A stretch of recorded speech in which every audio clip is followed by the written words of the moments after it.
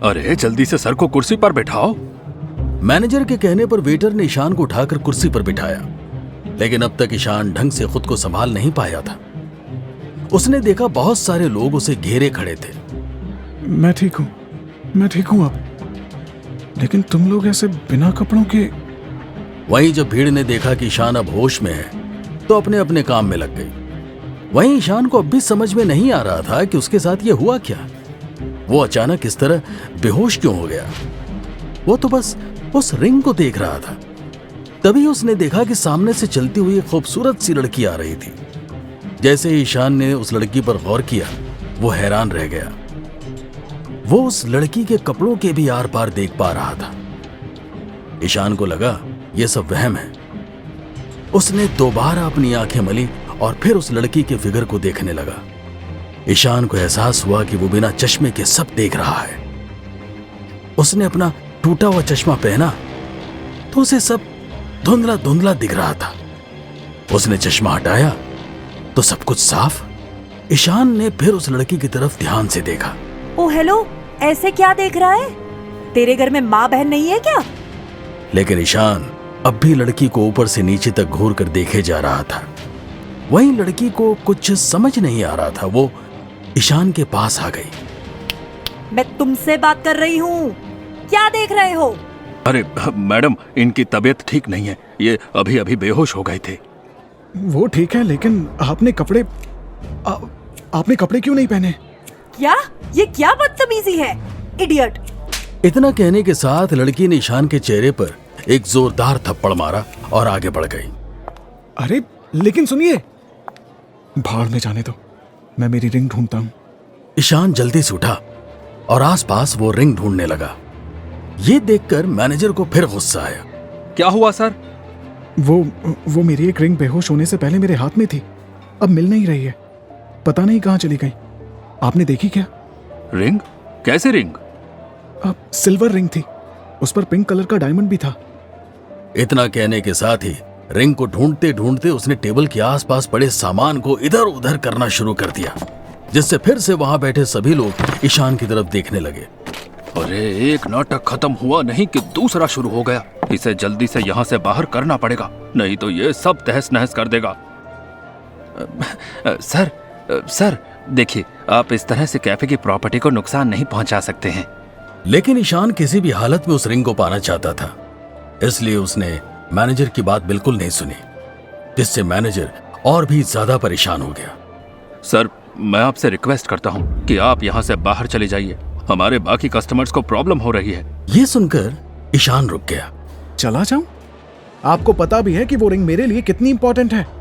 जब तक मुझे वो रिंग नहीं मिल जाती, मैं यहाँ से कहीं नहीं जा रहा। इसके बाद ईशान फिर से रिंग ढूंढने लगा। सर प्लीज मेरी बात समझिए, अगर हमें वो रिंग मिली तो हम आपको वापस लौटा देंगे, लेकिन अभी के लिए प्लीज आप यहाँ से बाहर जाइए। मैंने कहा ना, जब तक वो रिंग मुझे नहीं मिलती। एक मिनट, कहीं तुमने या तुम्हारे स्टाफ ने ही तो वो रिंग नहीं चुरा ली जब मैं बेहोश था, और अब इसीलिए मुझे बार बार यहाँ से जाने को बोल रहे हो? सर आप गलत समझ रहे हैं, और अब अगर आप बाहर नहीं गए तो मुझे आपके साथ जबरदस्ती करनी पड़ेगी। पहले तो मेरी रिंग चुरा ली और मुझसे जबरदस्ती करोगे? मैं भी देखता हूँ कैसे यहाँ से बाहर निकालते हो।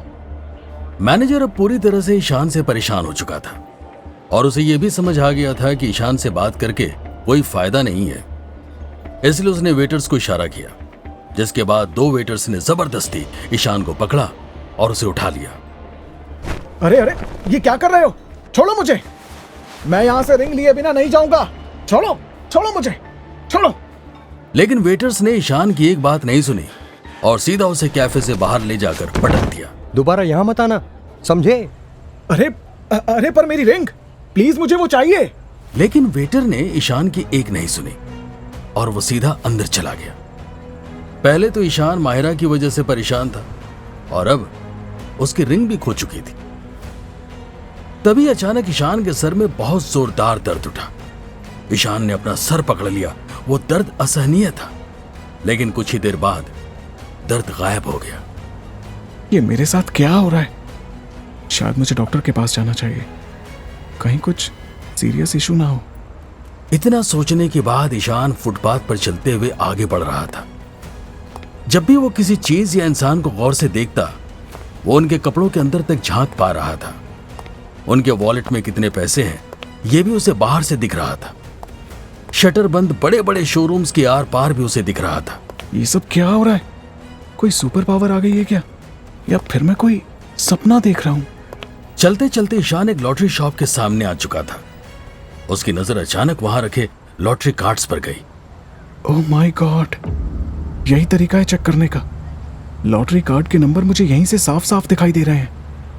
ईशान को अब भी कुछ समझ में नहीं आ रहा था, लेकिन अब जब वो कार्ड के नंबर्स देख पा रहा था तो उसके दिमाग में एक आइडिया आया। सुनो, आज आपकी सबसे बड़ी लॉटरी का विनिंग प्राइस कितना है? मोटी और अधेड़ उम्र के दुकानदार ने ईशान को ऊपर से नीचे तक देखा। 10 लाख। ठीक है, मुझे इस वाली लॉटरी के कार्ड्स दे दो, मुझे खरीदने हैं। ईशान की बात सुनते ही दुकानदार ने ईशान को उस लॉटरी के सारे कार्ड्स पकड़ा दिए। ईशान को विनिंग नंबर पहले स्क्रीन से पता चल चुके थे। उसने जल्दी से एक कार्ड निकाल लिया। मैं ये एक कार्ड ले रहा हूं, कितने रुपए देने हैं? एक कार्ड? एक लॉटरी कार्ड से क्या होगा? किस्मत आजमानी है तो कम से कम 10 कार्ड लो। नहीं, मेरे लिए बस एक ही काफी है। इसके बाद ईशान ने बिना समय गंवाए जल्दी से लॉटरी कार्ड स्क्रैच करना शुरू किया और नंबर देखकर वो चिल्लाया, मैं जीत गया 10 लाख की लॉटरी। ईशान की बात सुनकर दुकानदार को यकीन नहीं हो रहा था, इसलिए उसने जल्दी से ईशान से कार्ड ले लिया और नंबर मिलाने लगा। अरे हाँ, ये तो सेम नंबर है, लेकिन इस लड़के को ये कैसे लग गई? इस लड़के से कार्ड लेकर इसे यहां से भगा देता हूं। ए लड़के, ये कार्ड नकली है। तूने नकली कार्ड को असली करके लॉटरी का इनाम जीता है। चल भाग यहां से।